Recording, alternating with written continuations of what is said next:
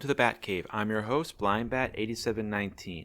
On today's video, I'm playing for you my Vorniclex Monstrous Raider deck. Before I do, I want to make a small ask of my audience. If you would hit the subscribe button down below, help me grow the channel, be greatly appreciated. Now on to the deck tech.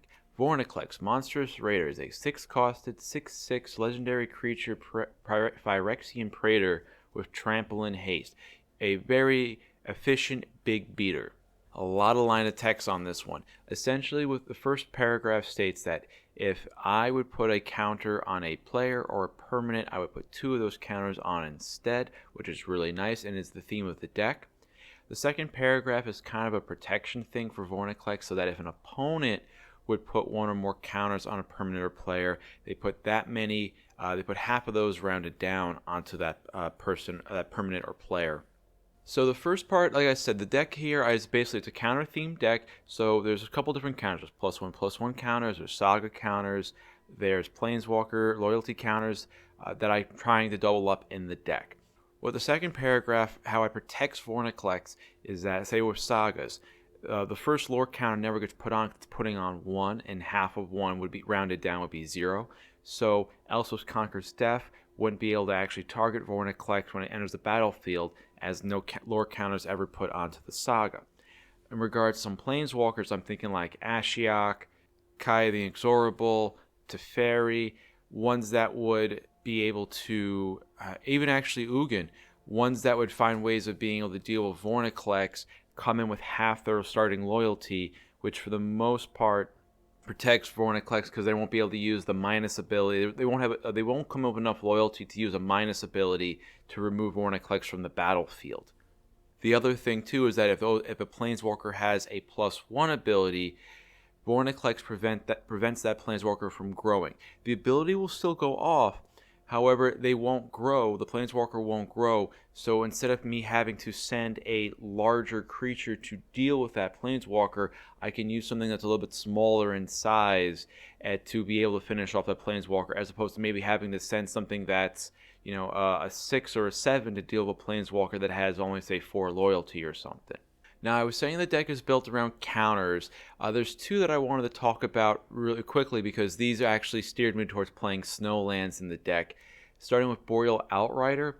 Boreal Outrider will give a creature spell an additional +1/+1 counter when it enters the battlefield if I use any snow to cast any of the cost. So this to me was a strong reason to play snow in the deck because it synergizes very well with Vorniclex and giving that creature 2 counters when it comes into play.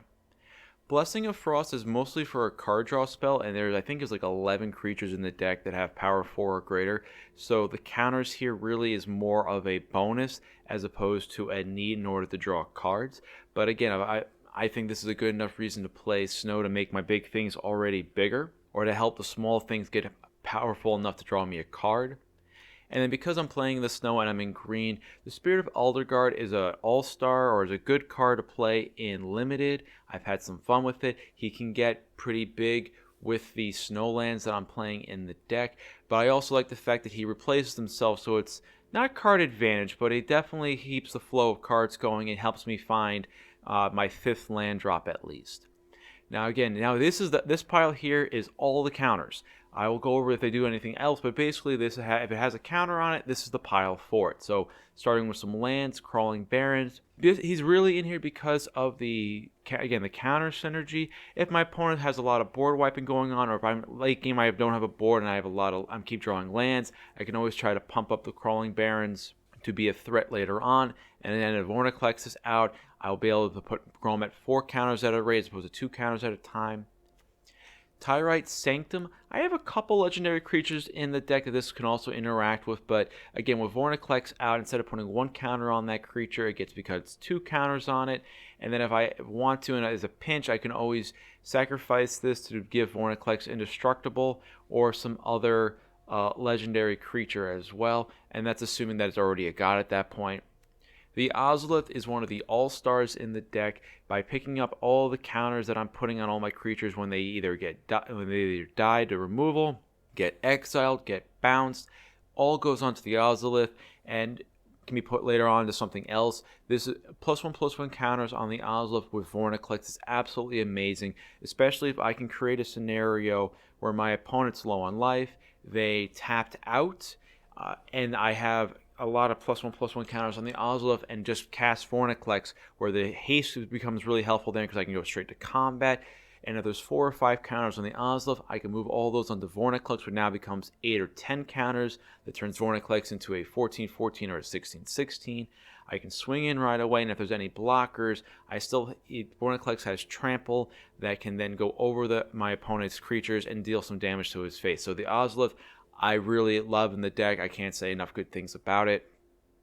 Scavenging Ooze is a graveyard removal spell that grows if I get rid of a creature. And again, if a Vorniclex is on the battlefield, he'll get 2 counters as opposed to 1. Tome of Legends is actually a really good pairing with Vorniclex, if nothing else than for the fact that Vorniclex, forget about the doubling, the fact that Vorniclex can enter and attack on the same turn, immediately putting 2 counters. But because Vorniclex is Vorniclex, he actually will put 4 counters on the tome on the same turn that I cast him, which I think is really awesome for the deck, which will then, even if they immediately remove Vorniclex, I'm able to then draw 4 turns worth of cards. Fertilid's in the deck because I try to play with cards that have synergies with the deck, and while it's not my ideal ramp spell of choice, because he comes in with +1/+1 counters, it works well with the deck synergistically.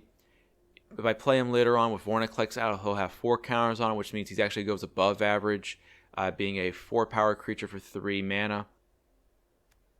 Oran Reef Ooze is one of, I would say, something that's like an enhancer in the deck, that he does things, that he gives counters to things, and he makes them bigger as I'm playing with the counter theme in the deck in the first place. Usually I'm going to put the counter that he puts into play on him, as in order to activate the second ability, he has to attack, so I want to keep him around as long as I can. As it goes without saying, if Vorniclex is out, he just doubles up all the amount of counters. So if I do happen to go, not even really that wide, like say him with plus Vorniclex and a third creature with counter on it, I can get out of hand pretty quickly. The first I row in games is a saga that if Vorniclex is out, I would I read the story a little bit faster at 2 chapters a turn as opposed to 1 chapter at a time. It kind of is in here mostly for a draw effect with the 3rd chapter. The ramp is not too bad with the 4th chapter, and it does make a small thing larger with the +1/+1 counters. And again, all of that, those 3 counters become 6 counters if Vorniclex is in play.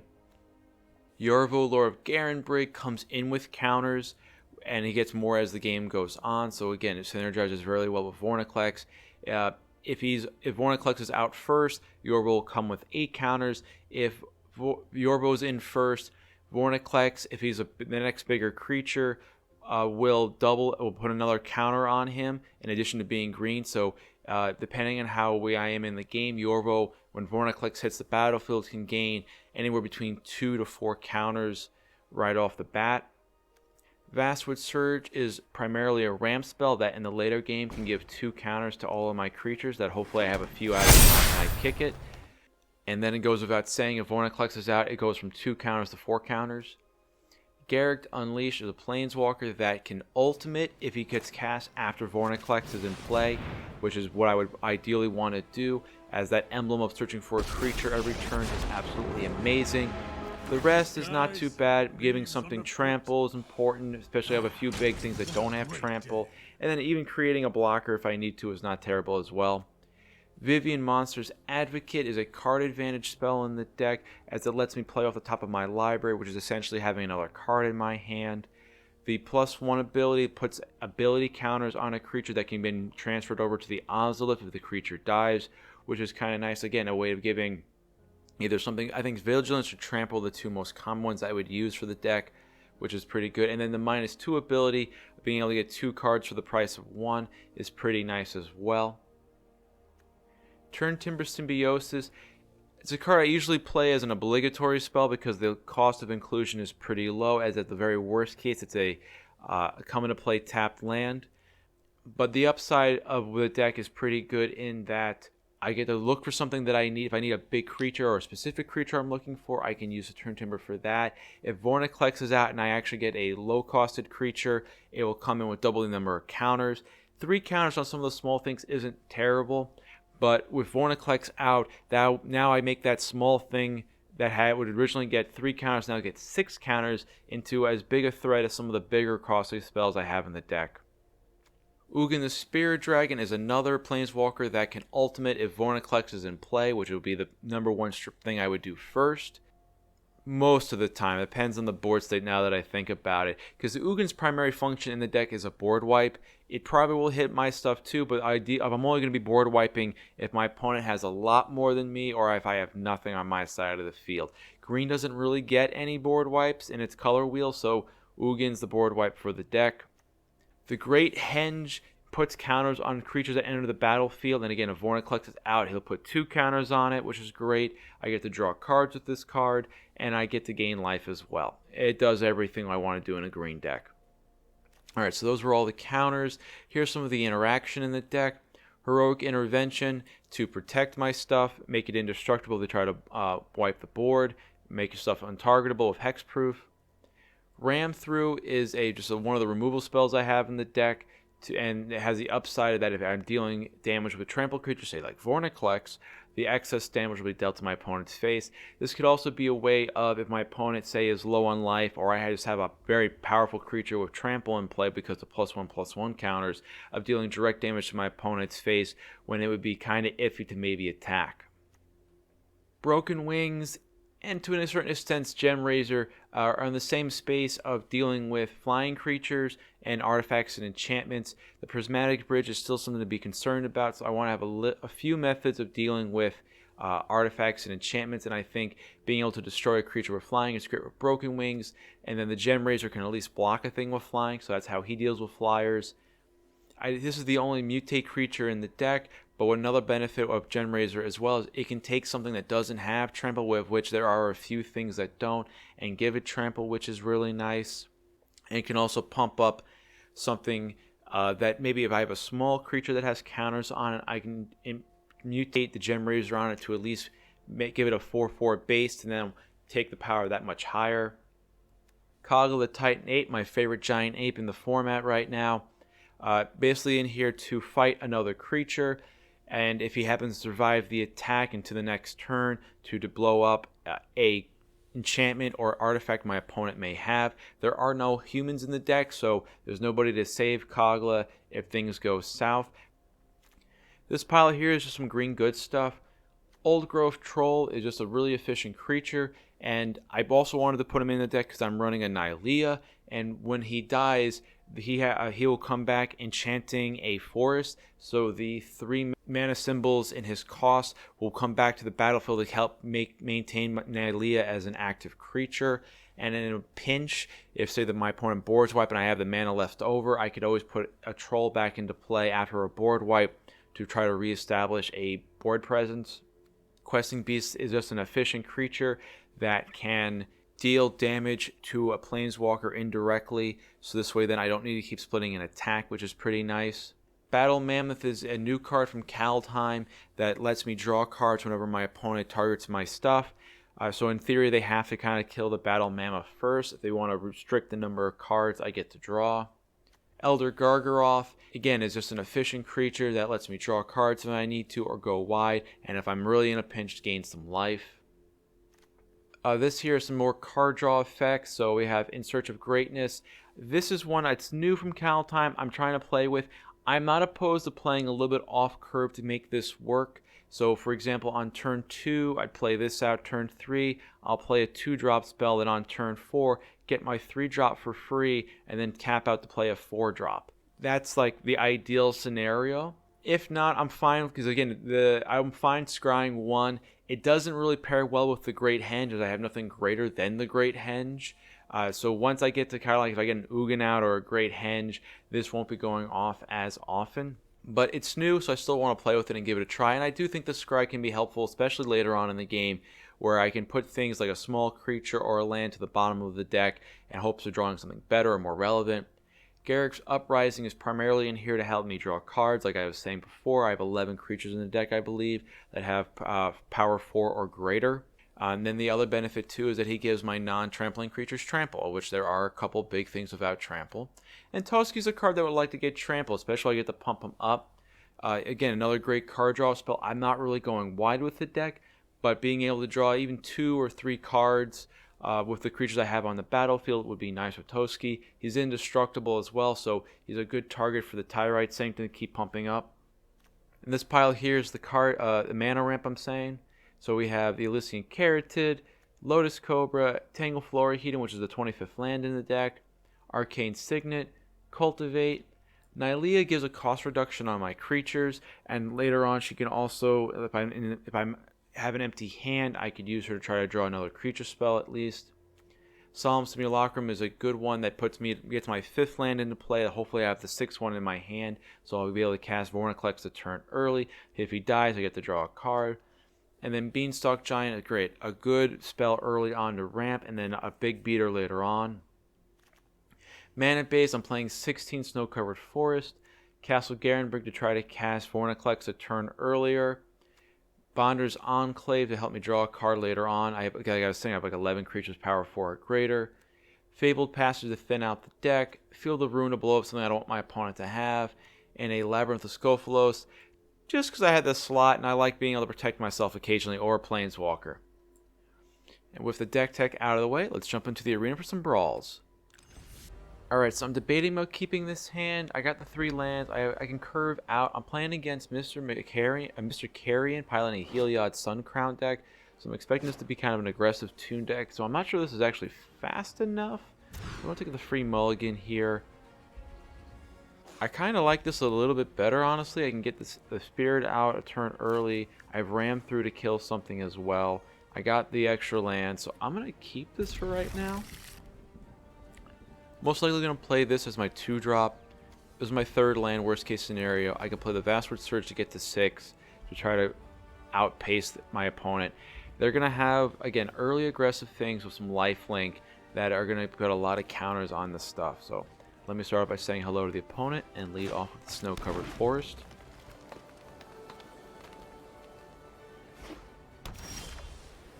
Okay, Toski we draw. I draw Crawling Barrens, play out Tangled Florahedon.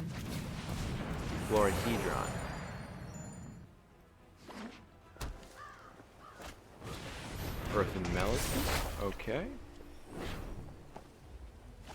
Gets another Plains. Scavenging Ooze. Alright, so we'll play this here for 3 life. I could go for the Spirit of Eldergard, but I think getting at least 6 mana now is good with a Tangled Florahedon. If they kill this, oh well. Alright, so here's an example of where they're never going to actually gain that 2 life. So I'm going to put out Vorniclex right now, swing in. They're just going to block that anyway, so I'll just swing in with the 6. Oh, okay.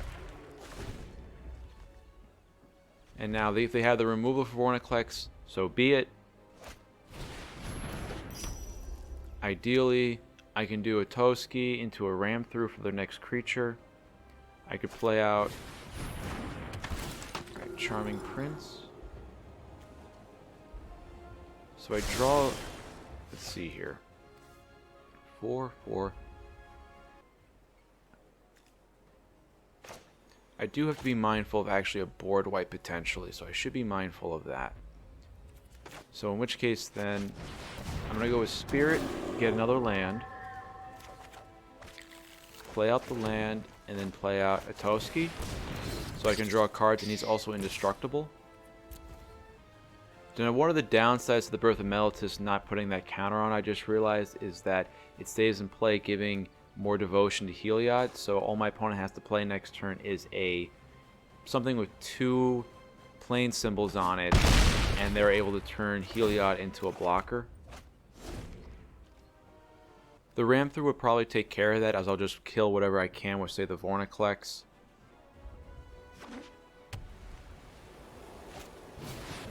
Elspeth Conquers Death. Again, not going to get the counter on it. And that's what they were hoping for. It's enough to make Heliod into a creature, but yeah, they weren't able to kill the Vorniclex with that. So, MrCarrion, thank you very much for the game. Let's go on to the next one. Alright, this hand I'm going to mulligan. It has 3 lands, which is nice, but I'm not doing anything. I mean, this is a 3-drop. I'm not doing anything, and I have enough ramp that I feel like I should have a little something going on. Playing against RhysticBuddy, piloting an Esika, God of the Tree, but more likely it's a Prismatic Bridge deck. And if I don't even have any of my enchantment removal in here to even consider, so I'm going to try to mulligan to get something a little bit better. And this would, for me, would qualify as a little bit better. So I'm going to keep this. Say hello to my opponent. And lead off with the forest. Now the decision factor, so Carrion is going to go on 2. The question becomes, do I play the Outrider or the Beanstalk on 3? In terms of how greedy do I want to be? Do I want to ramp or do I want to start setting up for big creatures later on?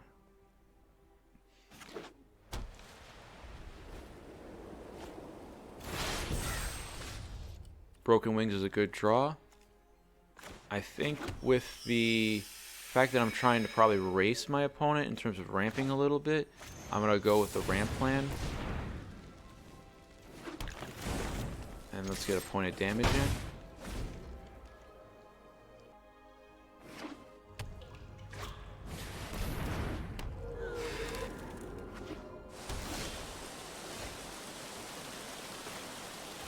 Alright, so now I actually have 6 mana.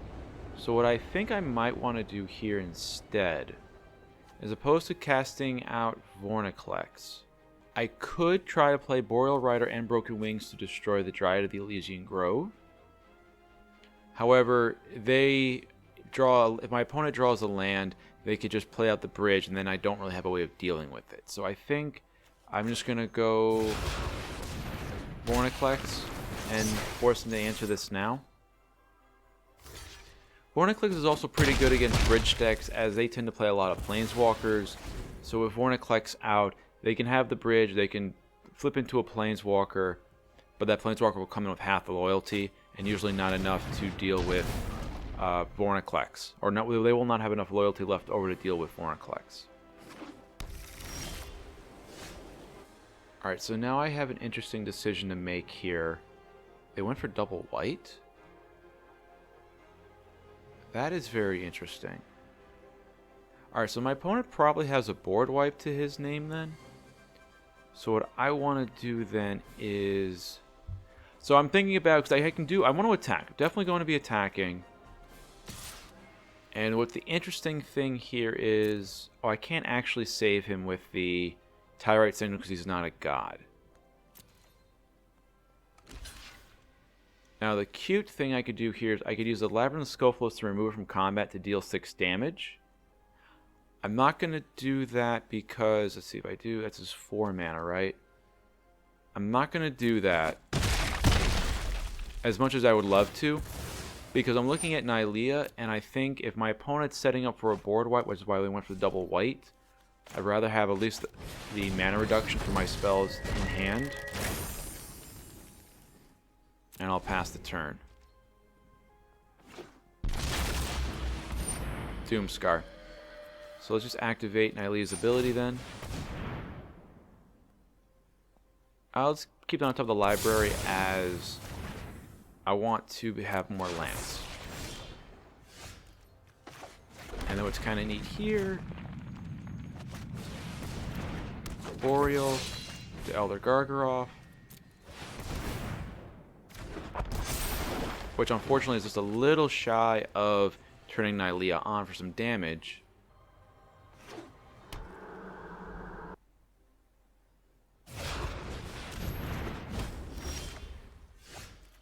Alright, so they cast the Prismatic Bridge. I draw a forest, so the forest is good. They don't have any blue up. It's possible they have a Heroic Intervention. So I have to decide now, do I want to try to cast Vorniclex? I'm going to go with that they have a Heroic Intervention up. So I'm going to go with casting Vorniclex here. Alright, there we go. Whew. Alright, so that was the right play. RhysticBuddy, thank you very much for the game. Let's go on to the next one. This hand is a mulligan. I have 4 lands, which is great, but I have nothing till turn 4. I'm playing against Swift Tax 2, piloting a Magda Brazen Outlaw deck. These decks are fast, they're low to the ground, and aggressive. I need something earlier and faster. Well, this hand just is a big no, as I have 2 non-green lands in my hand.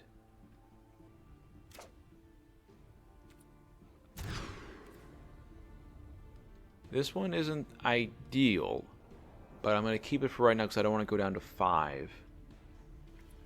Keep the 6, and I think that... Oof. Toski is nice, but Toski is not going to be useful. I'd rather actually have a plan of going towards Ugin as opposed to having Toski out. Again, this could be a bad decision on my part. I'm going to say hello to the opponent. Don't want to forget that part. This could be a bad decision on my part because, again, I can't cast this, whereas I'll be able to cast Toski a little bit earlier. But I'm kind of banking that getting Fertilid out should be enough to help me start ramping towards, say, a Vorniclex or a Kogla. And again, Toski blocks once, and then he has to attack every turn.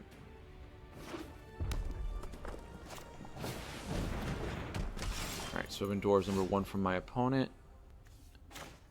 Field of Ruin. Fertilid. I think the play here is we're probably going to take the 3 damage from the 7 Dwarves.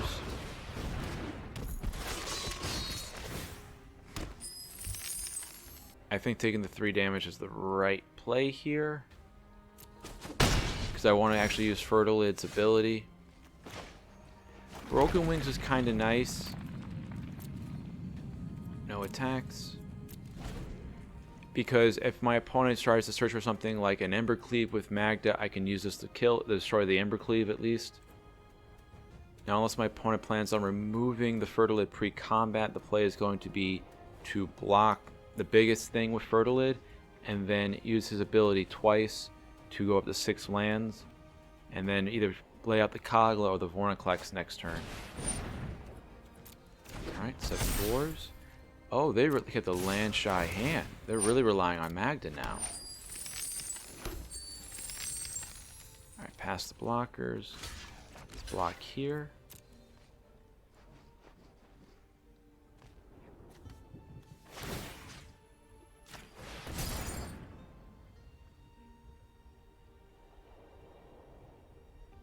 Oh, please. This even baited out a removal spell. Oh, even better. Doesn't stop the fact that I get to do this. Alright, so that was actually pretty good for me.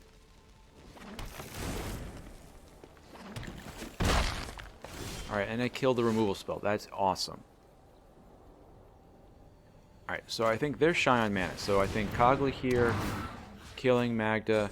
They have to draw a... There it is! Okay, so they were shy on the mana. They were relying too much on Magda. Alright. Swift Tax 2, thank you very much for the game. Let's move on to the next one. This hand seems good. I got a nice early curve here with 3 lands. Playing against Jurasamo, piloting a Narset of the Ancient Way deck. I would expect for the most part a control deck, but there's been a few variations with Narset you can do. I have my own cycling version of the deck, and I've also seen more fun versions, I guess. Say hello to the opponent and lead off with the Snow-Covered Forest.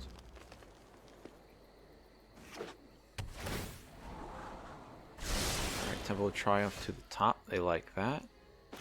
Play out another forest. Play out the Scavenging Ooze. So ideally the play pattern would be to play out Boreal Rider on 3, the Oran Reef on 4. That's not a good sign. Let's swing in for 2 real quick. 2 mana has me nervous that they have a counter spell. The absolute worst case scenario is the Burial gets countered. Alright, Boreal didn't, so they don't have an Essence Scatter in their hands. They probably had more of a negate effect maybe, or nothing. Totally possible that's the case too.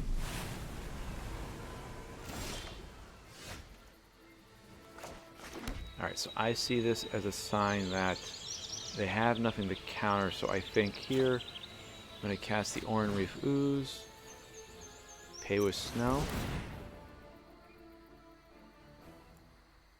So they might have a bounce spell based on that pause. We'll target the Boreal Outrider. So So this way then the Reef has his own counter. He gets to pump everything else. Scavenging Ooze can make his own if something dies. Alright, they have an opt. One to the bottom. So I think they're searching for that 4th land. Now if they cast Narset, I would expect them to use the -2 ability to draw and kill. Ooh, Outlaw's Merriment. Nice. Alright, so in the meantime, let's just get rid of the 1 card. This way the turn passes a little bit faster. Crawling Barrens. Alright, so I think I'm going to do here, actually. Add mana. Add mana. Oh, no, no. Can't do it that way. I have to use the Garen Bridge. I'm going to mutate onto the Oran Refus. Pay with the Snow. It's some weird thing with mutate, but the Angiosaurus also comes up with another counter. And then I'm a little bit overextending, and I'm aware of that. But I think this is just really good value right there. And be really aggressive, so they have to have the board wipe, but also now that they're low enough on life that I probably could try to win in with a Crawling Baron if I need to.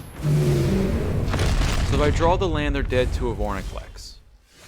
Don't draw the Vorniclex. Oh wait, they are not dead to the... Oh, I think they still are, because I can use the Castle Garen break here. Cast out Vorniclex, give a good game to the opponent, and swing in.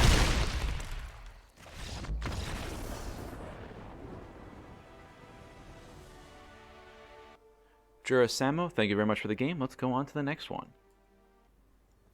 This hand is a bit of an if. The upside is really great with the Ozlith and Lotus Cobra, I feel like. Those are cards I really like to see. Don't have the 3rd land, though, so I have 3 turns to draw a land. I'm willing to risk that. Playing against Thraben Inspector, piloting a Thryx the Sudden Storm. The only downside to my strategy, though, is that I only cast 1 spell a turn.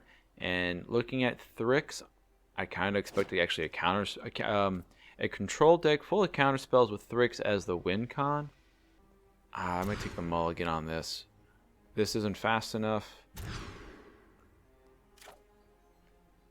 I'll give this one a try, because I don't want to go down to 5. And let's put the Ugin back.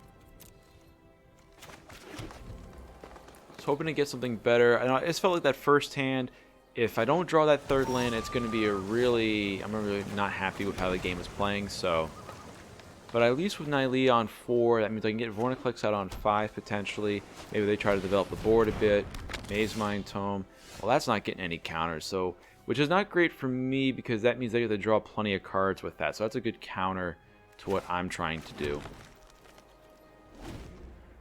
They'll never gain the life, but they have infinite scry and infinite card draw now. And now it's turn 3. The scariest time to be at for again playing against a blue deck. So I think I'm just going to use the Broken Wings here, because they most likely have a counter spell with 3 mana up.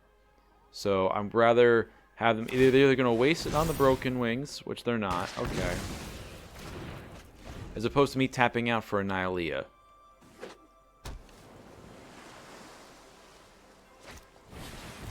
Midnight Clock. Okay.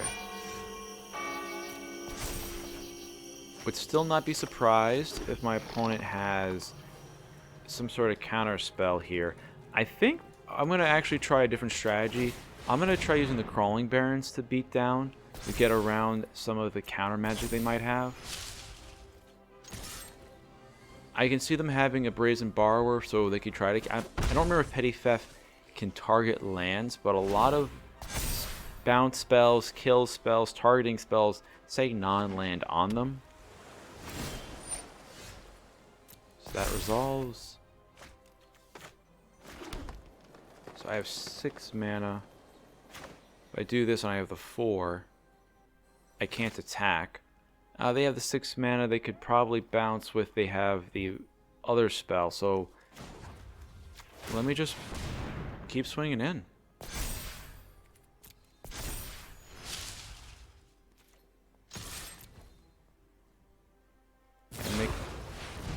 Oh, yeah. Yep. Nope. Forgot about that. All right. That's my fault. Should have waited the turn on that.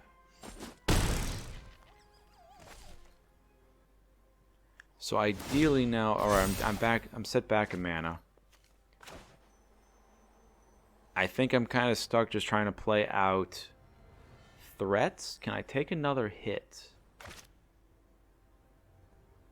I probably can't, but I also feel like I need to try to play under. So if I play out the Elder Gargaroth, that's an automatic counter. So there's negate. Oh, now I get to read the text. Non-land permanent, yeah. Yeah, I got too cute with the other idea, and I think I'm going to get paid for it now. Elder Gargaroth. Countered. That's surprising. He has something else for this afterwards, then.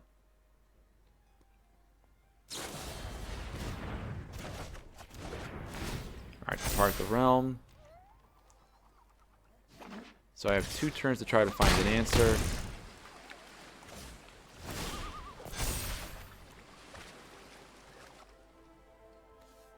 I think keep sticking with what they have. He resolved originally because of the bounce spell. Cancel. Good game. And they got this. Yep. If I didn't get rid of the land, if I didn't get too eager with the land because I got too nervous with the counter spell, that's what kind of did me in. But he did play out the strategy like I expected and I was trying to avoid, which was to be playing 1 spell a turn because then all I need to use is 1 counter spell. So Thraben and Spectre, thank you very much for the game. Let's move on to the next one. I'm going to keep this hand. We have an Arcane Signet. I have an Arcane Signet to help ramp early on. Fertilid, Tome of Legends. So I'm playing against Oceanz, piloting a Torbran Thane of Redfell. So I would expect a lot of red damage spells. Say hello.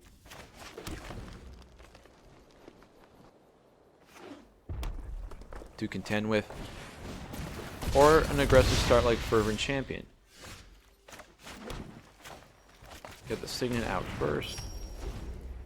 Next turn I have 4 mana. So it's probably going to be a Fertilid to try to soak up some damage.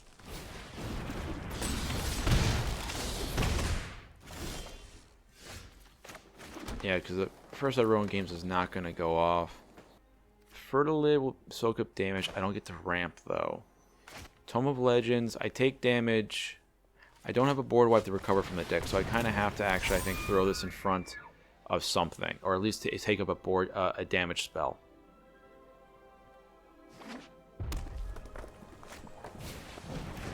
Tormentor's Helm. That's pretty nice.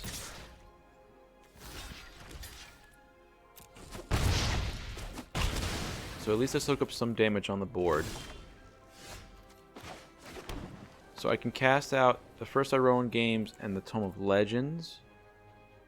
I actually think that's the good option to go with, because I already have the 6th land for Vorinclex. I do have to be considerate of the fact that my opponent could just play a land and have Thorben come out. I don't think that's the case. I'm looking at there's a Dwarven Mine already in play, and usually that's something you would want to cast or play if you could wait. Oh, the blocking. Is the blocking worthing here? I would say no blocks for right now. 3 counters on that. Now I get Vorniclex.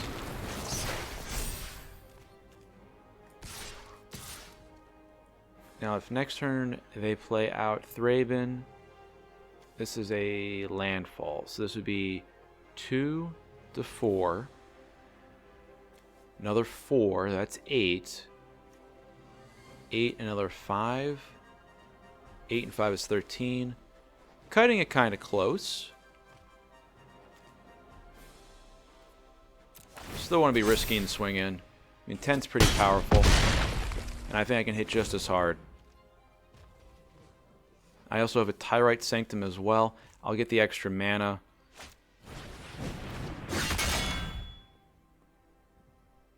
they're really going low to the ground. I might be able to get there, actually, then. This doesn't put a counter, so it's still going to get powerful. 2. Alright, I have a little more life than I was thinking I was going to have, which is good.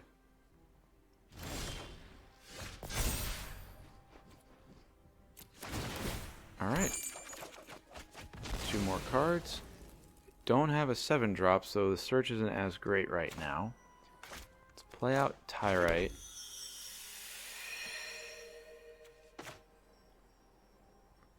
We go with Monstrous Advocate. 1, 2, 3. Not enough necessarily to get there with the Questing Beast, which would have been a great one to have. Let me put Trample, Vigilance. Let's go with Vigilance.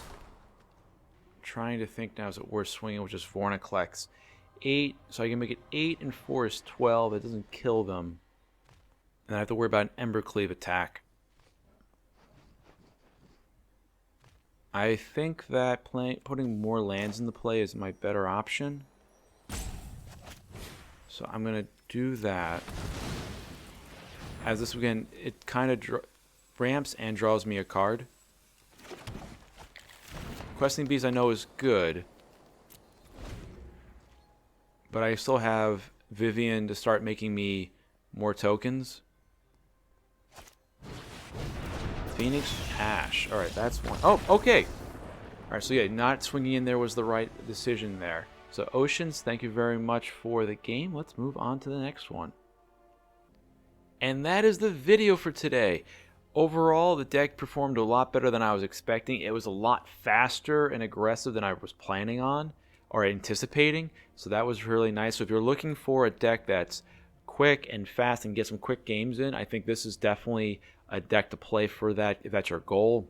Anything that really stood out to me with the deck, nothing really was like over. Again, outside of the Oslo, I think is always amazing. But anything else that really, I think I want to change right now, nothing at the moment makes me feel like I need to change something out. I think if you want to look at some things that are possibly flex spots, you can probably do In Search of Greatness. Maybe if you want to cut that for something else. But I think I did okay picking out what cards to put into the deck. But let me know what you think of the deck in the comment section down below. If you liked today's video, click the thumbs up icon down below. If you really like what I'm doing, please hit the subscribe button to help me grow the channel. As always, thank you for visiting the Batcave and have a great day.